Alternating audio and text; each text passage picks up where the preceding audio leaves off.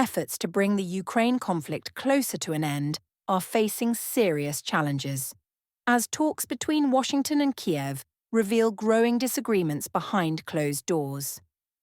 At the same time, new polling data shows that public confidence in NATO and the United States among Ukrainians is sharply declining, highlighting a widening gap between diplomatic negotiations and public sentiment on the ground. Together, these developments paint a clearer picture of the political pressure surrounding Ukraine's future and the difficult road ahead for any peace settlement. According to recent reporting, negotiations between US and Ukrainian officials aimed at outlining a peace framework have become increasingly tense. Sources familiar with the discussions describe the meetings as difficult, with both sides pulling in different directions. The talks reportedly took place in Berlin, where American representatives pushed for faster decisions. The goal, according to officials cited by the media, is to bring the conflict to a conclusion before the end of the year.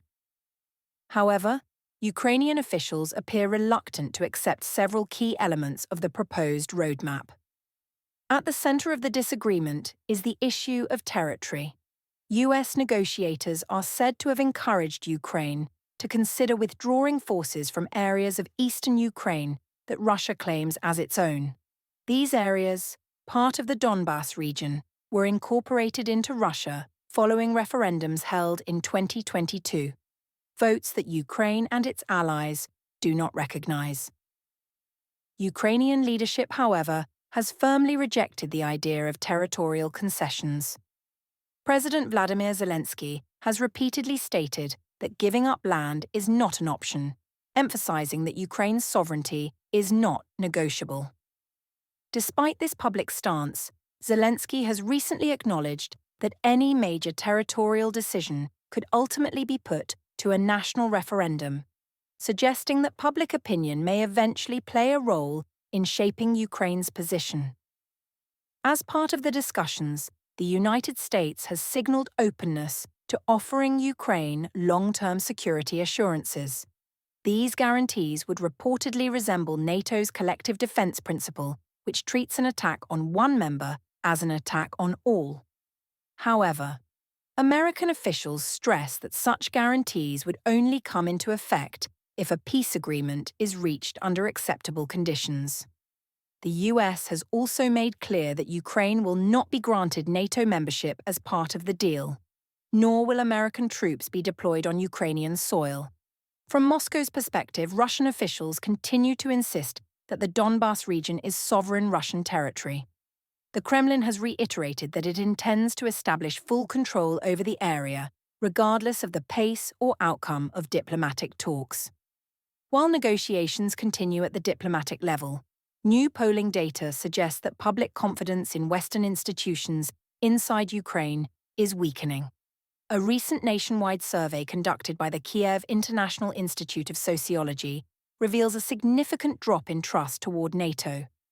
According to the poll, only about one-third of Ukrainians now say they trust the alliance, down noticeably from the previous year. Trust in the United States has declined even more sharply. Just over one-fifth of respondents expressed confidence in Washington, representing a dramatic fall compared to last year's figures.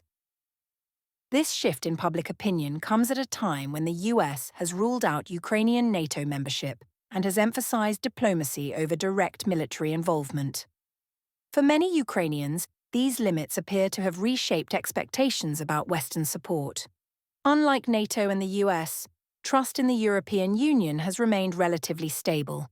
Nearly half of those surveyed said they continue to view the EU positively, while less than a quarter expressed skepticism. European leaders have largely maintained a firm stance in support of Ukraine, repeatedly pledging continued political, military, and financial assistance.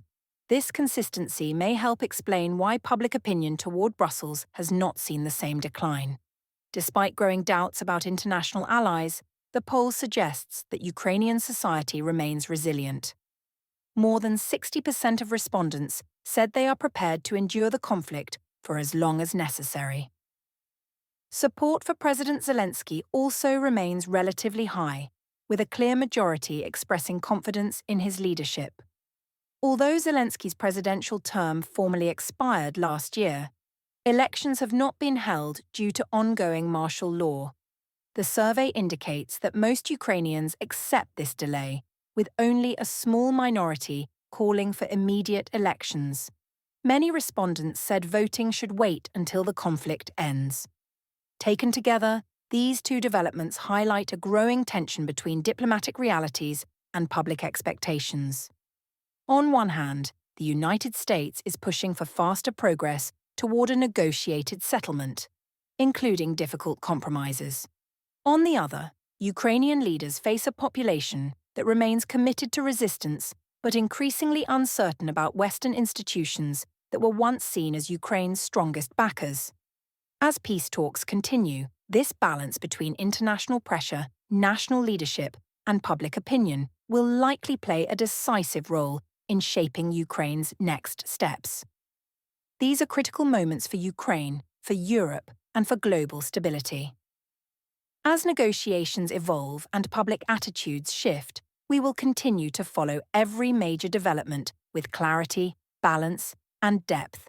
If you value calm, professional, and easy-to-understand global news coverage, make sure to subscribe like this report and turn on notifications so you never miss an update.